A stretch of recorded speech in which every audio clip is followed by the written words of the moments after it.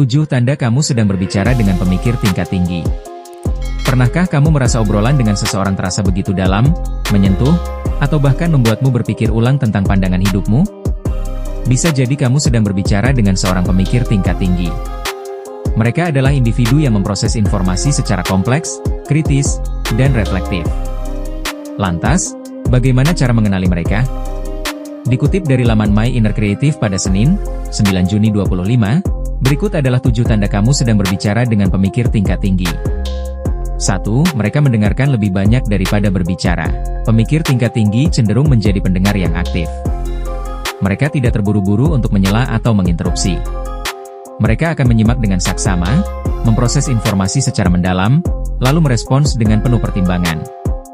Hal ini membuatmu merasa dihargai dan dipahami dalam percakapan.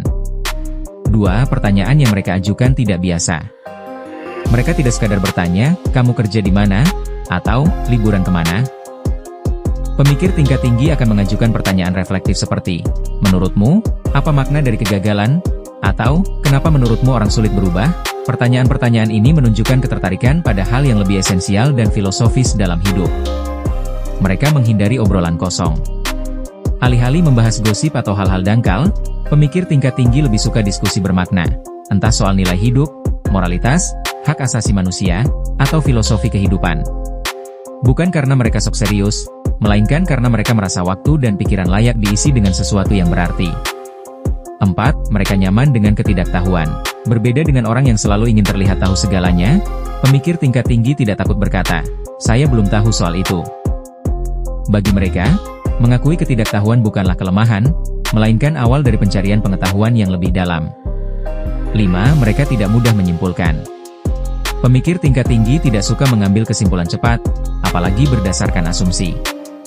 Mempertimbangkan berbagai sudut pandang dan menunda penilaian sampai memiliki cukup informasi. Hal ini membuat argumen mereka lebih kuat dan bernuansa. 6. Mereka sering mengaitkan topik sederhana dengan gagasan besar. Saat kamu membahas hal sederhana seperti kopi, mereka bisa mengaitkannya dengan budaya, sejarah kolonialisme, atau bahkan filosofi kebebasan memilih. Inilah ciri khas pemikir tingkat tinggi, mereka mampu mengangkat percakapan biasa menjadi luar biasa. 7. Kamu merasa tertantang tapi nyaman.